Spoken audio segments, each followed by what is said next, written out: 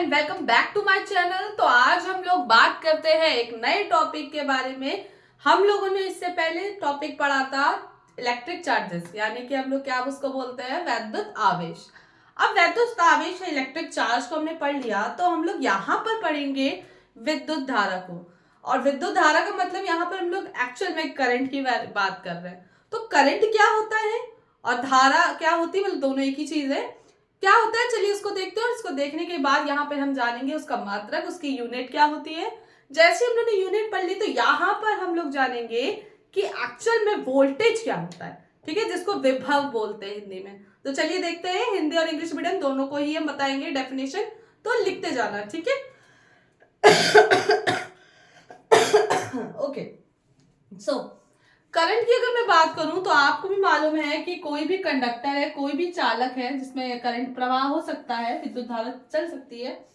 तो एक्चुअल में क्या होता है कि अगर मैं करंट की बात करूं तो किसी आवेश को एक स्थान से दूसरे स्थान तक लाने में, एक आवेश को एक स्थान से दूसरे स्थान में लाने पर वो भी कितने समय पे किया गया है, यानी कि कितना टाइम लग रहा है, उसके उसी को हम लोग धारा कहते हैं। यानी कि अगर सिंपल सी बात करें, the rate of flow, rate का मतलब समझते हो ना, रेट का मतलब हम किसी भी चीज को समय से, टाइम से डिवाइड करते, वो रेट होता है। The rate of flow of charge, the rate of flow of charge in a conductor,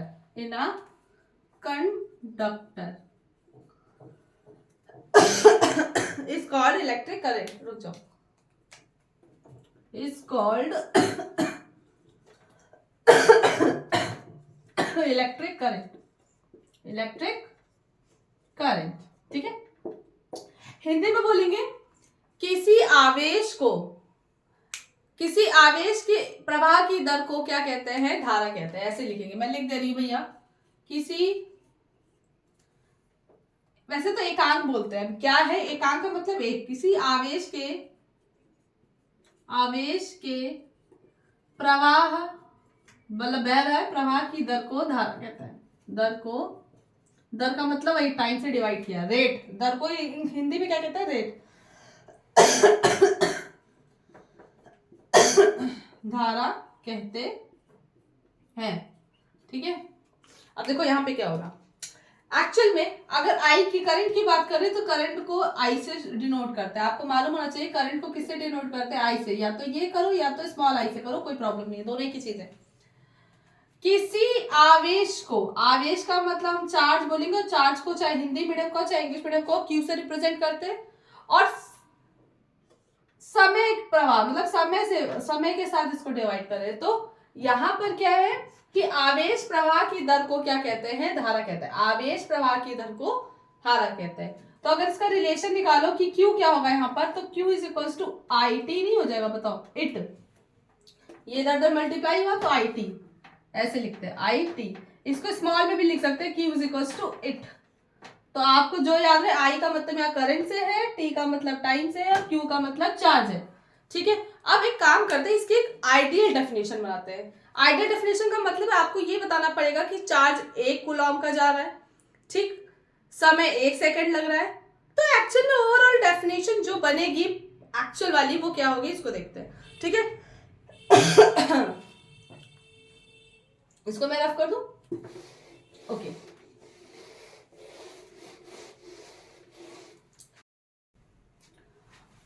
तो हम लोग देखते हैं, हमने ये सीखा the rate of flow of charge in conductor. तो क्या था, हमने फॉर्मूला निकाला I is equal to Q upon T, ठीक है। I is equal to Q upon T, capital में लिखो भाई, ठीक है। I is equal to Q upon T, ठीक है। टाइम को स्मॉल से ही रखो। अब क्या है, ये फॉर्मूला क्या बना, Q is equal to it तो याद रख सकते हो ना, I इंटू T, ठीक है, समझ रहे हो, मल्टीप्लीकेशन हो रहा है। अब यहाँ पे क्या है, अगर मुझसे कोई कहे कि करंट का मात्रक निकाल के दिखाओ, तो बिल्कुल बहुत ही आराम तरीके से हम लोग निकालेंगे। कैसे, करंट को ऐसे रखे रहने दो, आवेश है ये, क्यों क्या है, चार्ज है, और चार्ज का मात्रक यानी कि यूनिट ऑफ चार्ज क्या होता है, कूलॉम्स होता है, ठीक है। और नीचे क्या होगा, टाइम का मात्रक टाइम की unit, the unit of time is second, यानी कि c अपॉन t, ठीक है ना। कूलॉम को c से रिप्रेजेंट करते हैं।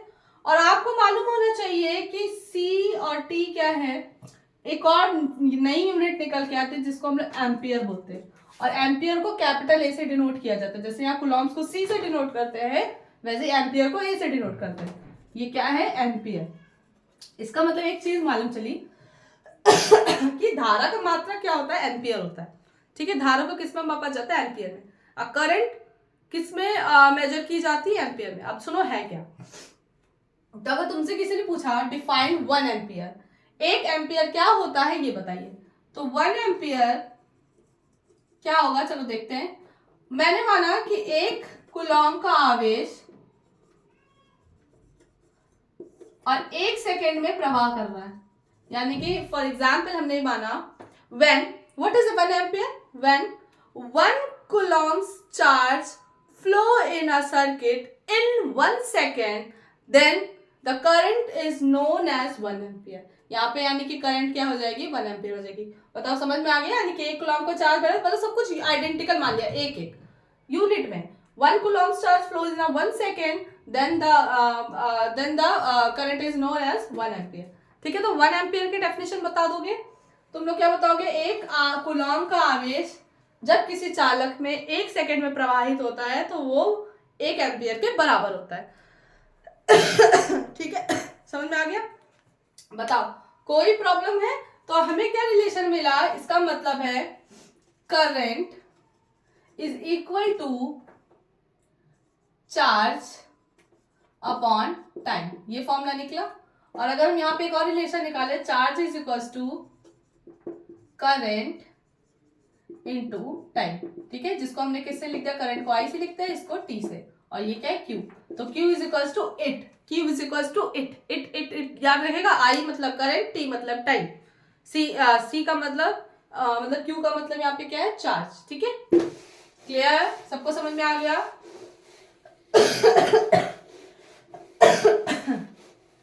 चलो, तो यहाँ पे धारा पढ़ ली, यानी कि हम लोगों ने क्या यहाँ पे पढ़ा, हमने करंट पढ़ लिया।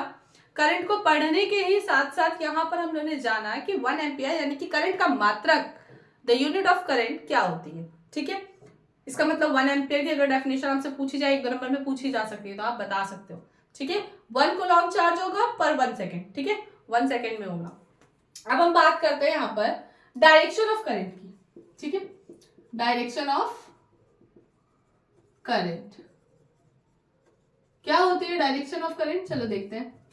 एक्चुअली बच्चा मैंने बोला था जब स्टार्टिंग में चैप्टर स्टार्ट किया था, तो मैंने ये बोला था कि तुम लोग को कुछ बताऊंगी मैं डायरेक्शन करंट की, ठीक है, थोड़ा सा बता भी दिया था, हिंट दे दी थी। चलिए देखते हैं क्या है। याद रखना, आपको ये मालूम है कि किसी कंडक्टर में जो फ्री इलेक्ट्रॉन होते हैं वही एक कारण होते हैं लौते जो कि इलेक्ट्रिसिटी को कंडक्ट कराते हैं, फ्री इलेक्ट्रॉन्स। तो याद रखना, किसी कंडक्टर में इलेक्ट्रॉन्स की जो डायरेक्शन होती है, किसी कंडक्टर में इलेक्ट्रॉन का मतलब निगेटिव की बात करें, निगेटिव चार्ज की जो डायरेक्शन होती है, करंट जस्ट उसके ऑपोजिट फ्लो करती है। यानी कि इलेक्ट्रॉन अगर इस साइड भागेंगे इलेक्ट्रॉन्स, तो करंट जस्ट उसके ऑपोजिट भागती है। वही अगर मैं बात करूं पॉजिटिव चार्ज की, तो पॉजिटिव चार्ज जिस डायरेक्शन में भागते हैं, पॉजिटिव चार्ज जिस भी डायरेक्शन में भागेंगे, मतलब अभी तो मैं इधर का एग्जांपल देती हूँ, करंट सेम उसी डायरेक्शन में चलती है। बात समझ में आ रही है, यानी कि निगेटिव चार्ज अगर ऐसे जा रहा है तो करंट जो है हमारी वो क्या होगा, जस्ट ऑपोजिट जाती है। पॉजिटिव चार्ज इधर जा रहा है तो करंट भी जस्ट सेम डायरेक्शन में जाती है। बात समझ में आ रही है। तो जैसे मैंने स्विच ऑन किया, यहाँ पे मान लो एक बल्ब रखा हुआ है, मैंने स्विच ऑन किया, यहाँ से एक वो है इसका मतलब वो क्या कहते हैं, बोर्ड है, स्विच बोर्ड, मैंने ऑन किया, करंट गई ऐसे करके, और ये यहाँ पे बल्ब क्या होने लगा, जलने लगा। तो करंट की डायरेक्शन अगर ऐसे आपको दिख रही है तो जस्ट इसके ऑपोजिट इलेक्ट्रॉन क्या होंगे, उल्टे चलेंगे, ठीक है। बात क्लियर हो गई। ऐसा क्वेश्चन पूछा जा सकता है, तो याद रखना डायरेक्शन ऑफ करंट इलेक्ट्रॉन के जस्ट ऑपोजिट होती है, यानी कि नेगेटिव चार्ज के जस्ट ऑपोजिट होती है, बट पॉजिटिव चार्ज के सेम डायरेक्शन में होती है, ठीक है, अब बात करते हैं एक्चुअल में एम्पियर पड़ा ही क्यों करंट का नाम। तो याद रखना करंट का नाम एम्पियर इसलिए पड़ा था क्योंकि याद रखना जो हमारे एम्पियर साहब थे, एम्पियर का पूरा नाम था एंड्री मारी एम्पियर। ये क्या कहते हैं, एक फ्रेंच साइंटिस्ट थे। अब ये फ्रेंच साइंटिस्ट थे और इन्होंने क्या किया था, इलेक्ट्रोमैग्नेटिक मैग्नेटिज्म का कहते हैं डिस्कवरी की थी। तो आगे क्या मालूम चला कि करंट जो है, करंट की जो यूनिट रखी गई वो क्या हो गया, इनके ही नाम पे एम्पियर रख दी गई। अच्छा याद रखना एक चीज याद रखना, जो हमने जैसे निकाला Q is equal to I is equal to Q upon T, इसको कुलॉम्स में भी बोल सकते हैं, मतलब कि कुलॉम क्या हो रहा है मेरे से, कुलॉम्स पर सेकंड भी हो सकता है। ये एसआई यूनिट नहीं है, एक स्टैंडर्ड यूनिट होती है इंटरनेशनल सिस्टम में एसआई यूनिट जो करंट की होती है वो क्या होती है, एम्पियर। ठीक है, यानी कि ये जो एम्पियर साइंटिस्ट थे फ्रेंच, उनके नाम पे एसआई यूनिट करंट की बनी जिसको एम्पियर बोल दिया गया और इसको ए से डिनोट करते हैं। तो आई की जो वो होती है यूनिट वो एम्पियर होती है एसआई में, बाकी ये भी हो सकती है। ठीक है, कूलम्ब्स पर सेकेंड। तो अगर आपसे पूछा जाए एमसीक्यू में पूछा जा सकता है what is the SI unit of current, तो एम्पियर दिया रहेगा, कूलम्ब्स पर सेकेंड दिया रहेगा, कूलम मिनट दिया रहेगा, तो अपने हिसाब से दिमाग लगेगा एसआई यूनिट एम्पियर होती है। ठीक है, क्लियर। हाँ, बात करते हैं करंट की तो कर चुके। अब यहाँ पे आगे बात करते हैं कि क्या कोई ऐसी डिवाइस बनी हुई है, क्या कोई ऐसा यंत्र है जिसके वजह से, जिसके द्वारा क्या है कि हम लोग किसी भी करंट को क्या मेजर कर सकते हैं। तो बिल्कुल कर सकते हैं, देखते हैं क्या है। यहाँ पे हम बात करते हैं, पहले याद रखना कि जैसे अगर आपको दिया न्यूमेरिकल में मिली एम्पियर, तो मिली एम्पियर को एम्पियर में करने के लिए 10 की पावर -3 से मल्टीप्लाई करोगे एम्पियर आ जाएगा। माइक्रो एम्पियर है, 10 की पावर -6 से मल्टीप्लाई करना है, एम्पियर आ जाएगा। तो ये सब छोटी छोटी चीजें तो आती होंगी, लेकिन फिर भी बता दे रही हूँ। ठीक है, सबको देखना है इसलिए। अब आगे बात करते हैं कि ऐसी कौन सी डिवाइस है जो करंट को मेजर करती है। तो एम्पियर से याद रखना एमीटर। तो एमीटर जो होती है, एमीटर एक ऐसी डिवाइस है जो करंट को मेजर करती है। एमीटर एक ऐसी डिवाइस है जो करंट को मेजर करती है। ठीक है, अब क्या होगा, ammeter is an instrument which measure current, यानी कि करंट को क्या करता है, ये इलेक्ट्रिक करंट को मेजर करता है। ठीक है, किसी भी सर्किट में। और एक चीज भैया याद रखना एमसीक्यू के लिए बहुत ज्यादा इंपॉर्टेंट है, यानी कि इट मेजर्स, करंट को मापती है। ठीक है, किसी भी सर्किट में इट मेजर्स इलेक्ट्रिक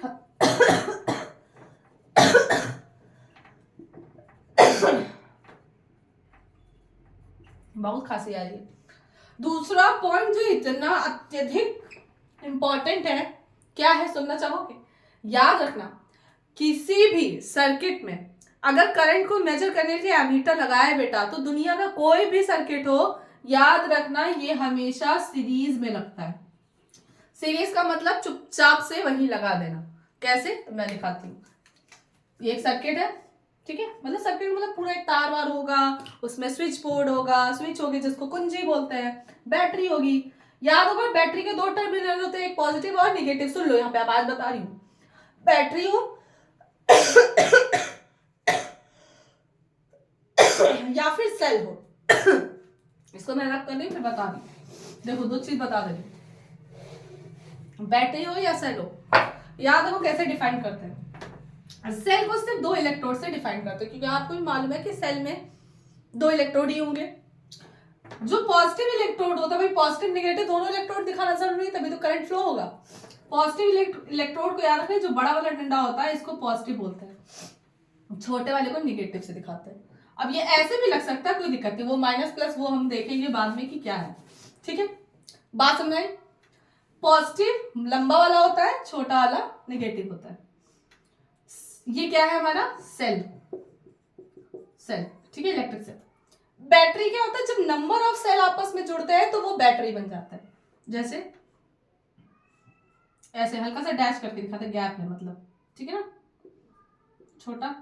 तो ये कैसे पॉजिटिव नेगेटिव, आई कुछ गड़बड़ हो गया, ये पॉजिटिव नेगेटिव, बस में इसको क्या कहेंगे, बैटरी। ठीक, अब इसके आगे कहेगा अगर 20 से ज्यादा बैटरी आपस में जुड़ी है तो वो बैटरी नहीं कहलाती, वो हो जाती है बैटरा। क्या हो जाती है, क्या होता है बैटरा, जब बहुत ज्यादा क्या है नंबर ऑफ सेल्स आपस में जुड़े हुए हैं, जैसे मतलब इतने कि बता नहीं सकते, सो ऑन, बहुत सारे। अब एक बात बच्चे बहुत इंपॉर्टेंट बता रही, चैप्टर काफी इंपॉर्टेंट है और वो सबसे ज्यादा स्कोरिंग भी है, तो अच्छे से देखते रहो, ठीक है। याद रखना मैंने अभी थोड़ी देर पहले बताया कि कोई भी करंट जो फ्लो होती है वो पॉजिटिव से पॉजिटिव से निकल रही है,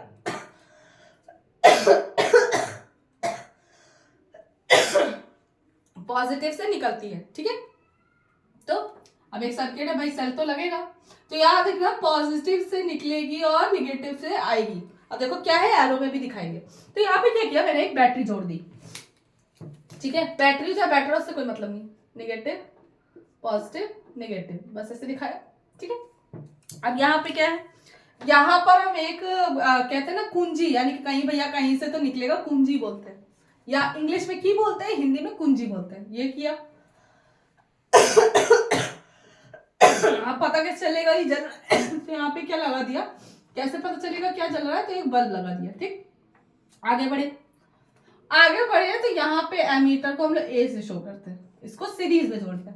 सीरीज का मतलब जैसे घर में दिवाली में लाइट लगाते हो, तो कभी कभी लाइट जब लगाते हो तो मालूम चलता है एक जोड़ा, इसी में दूसरा जोड़ दिया तार, इसी में तीसरा जोड़ दिया, इसी में चौथा जोड़ दिया, और एक होता है कि इसी में एक पॉइंट से इधर जोड़ा, इसी पॉइंट से दूसरे को जोड़ दिया, इसी को तीसरे जोड़े, मतलब इसी पॉइंट से बाकी को जोड़ा, इसको क्या है लाइन से जोड़ रहे हैं। तो ये जो है ये सीरीज होता है, ये क्या होता है अभी इसके लिए वेट करें आप, ठीक है, क्या होता है अभी बताएंगे। तो अब क्या होगा देखना, अब यहां से क्या होगा, करंट निकलेगी, जुई नहीं रॉकेट थोड़ी ना, करंट निकलेगी ऐसे, मतलब निकलेगी, एरो से दिखाया हमने, निकली मतलब ये कुंजी ऑन की, तब करंट यहां से निकलना शुरू, ठीक है। निकली, बल्ब जलने लगा, फिर यहां आई, अब निकलेगी पॉजिटिव से, आएगी किधर की तरफ, निगेटिव तरफ। देखो आ तो रही है ना, बात समझ रहे हो, आ रही है निगेटिव तरफ।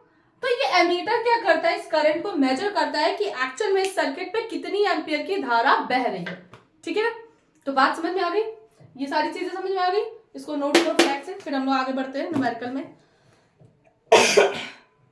ठीक, क्या किया बेचारे एमीटर को चुपचाप से उसी सर्किट में जोड़ दिया, तो ये सीरीज में जोड़ा जाता है, ठीक है। तो याद रखना ammeter always connected with a series in a circuit.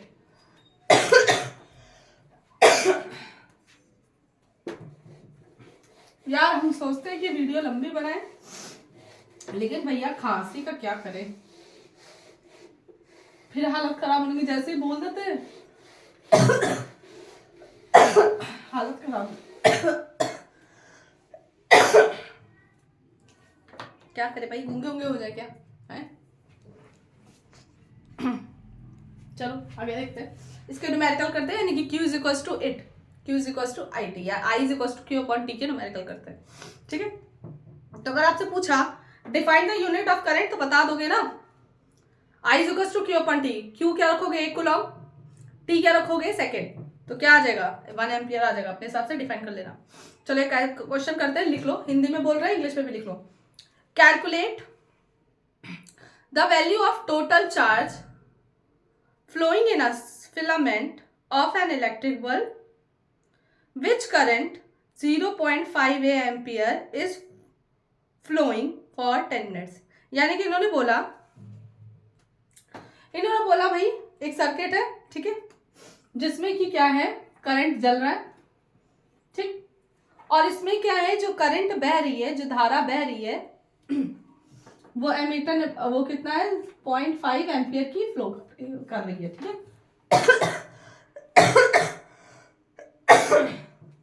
और इसमें जो इलेक्ट्रिक बल्ब को जला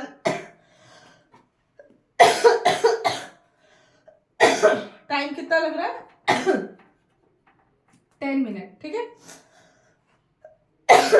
चलो अब मुझे टोटल चार्ज जो है वो आइडेंटिफाई करना है, ठीक है।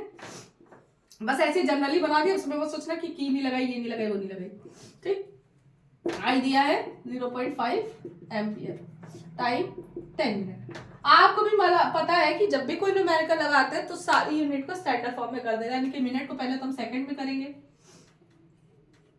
कितना आया, ठीक है, 600 सेकंड। अब चलो निकालते हैं। I is equal to Q upon T, तो Q is equal to it है, मालूम है ना। चलो अब यहाँ पे यही नीचे रख दे रहे, बच्चे कंफ्यूज हो जाएंगे वरना। I क्या है 0.5, टाइम क्या है 600, ठीक। इसको मल्टीप्लाई करो, इसको जैसे ही मल्टीप्लाई करोगे खुद से ही करना, 5 30, ठीक। 30 हुआ और 2 0 और हो रहे हैं, लेकिन पॉइंट के बाद 5 के बाद पॉइंट लगा तो 300 हो जाएगा, मतलब 3000 हो रहा था, लेकिन एक पॉइंट पीछे लग जाएगा तो वो हट जाएगा। तो ये 3000 क्या यूनिट के कूलम्स, या फिर सी से खाली डिनोट कर दो तो भी चलेगा, ठीक। सी का मतलब कूलम नहीं होता। क्लियर, समझ में आ गया। चलो आगे बढ़े।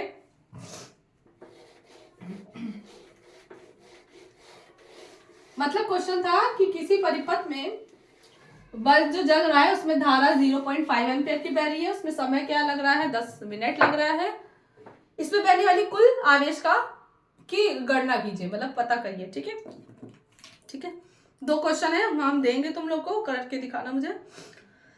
एक क्वेश्चन बहुत अच्छा है, एक काम करिए, मैं लिख दे रही हूँ, मैं बोल नहीं पाऊंगी, ठीक है। ब्लू से लिख ले, हाईलाइट होगा। If 2 ampere current is flowing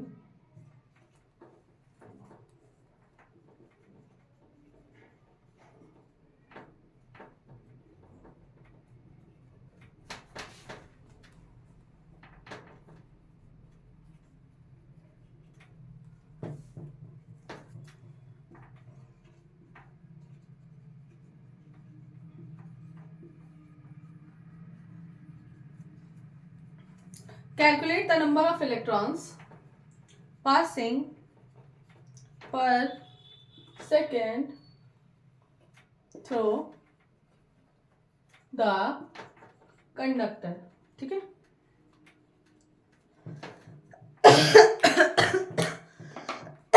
अब चलो क्वेश्चन में देखते हैं क्या क्या दिया है।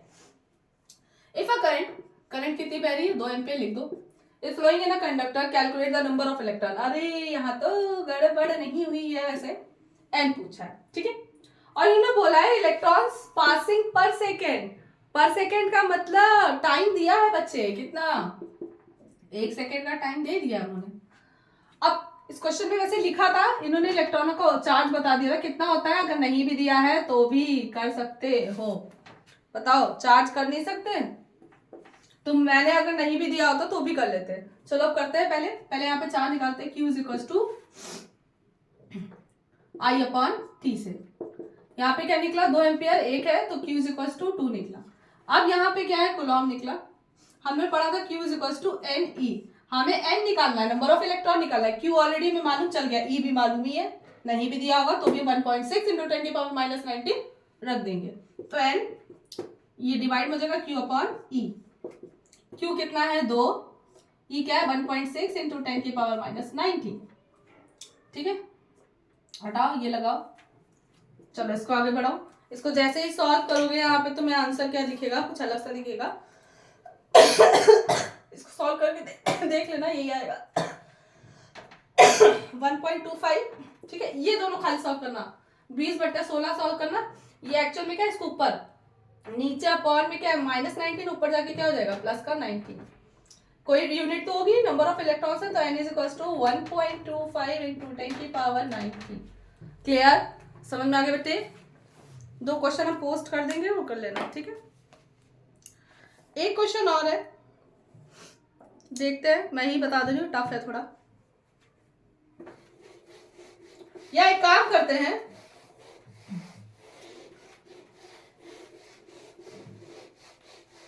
दो क्वेश्चन मैं लिख दे रही हूँ और देखते हैं कितने लोग इसको कर पाते हैं, ठीक है ना, ये भी तो सही है। एक काम करती हूँ, मैं दो क्वेश्चन लिख दूंगी और आप लोग करके आइएगा। सो आई होप आपको ये लेक्चर बहुत अच्छा लगा हो, समझ में आया हो, और कल हम लोग बात करेंगे वोल्टेज की, क्योंकि जितना बोल रहे हैं उतनी ज्यादा खांसी आ रही। सोचा तो था वोल्टेज पढ़ा देंगे, लेकिन क्या ही करें, जितना पढ़ा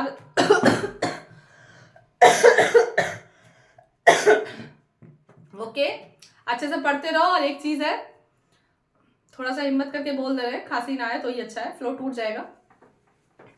इस वक्त पहले से बता दे रहे हैं, डिस्ट्रैक्शन बहुत होता है, तो अपने आप को डिस्ट्रैक्ट मत करो। दुनिया की सारी नौटंकी, सारी चीजें अच्छी लगने लगेंगी, ठीक है। बट वही है ना, फिर बोल रहे हैं कि जब कोई अच्छा काम करते हैं हम लोग, किसी एक बात पे अपने आप को मोटिवेट करते हैं, तो डिमोटिवेट करने वाले कई लोग आ जाते हैं, कई अविराजक तत्व आपके अगल बगल दिख जाएंगे। तो कोशिश करिए कि उन सब चीजों से बिल्कुल अलग रहिए।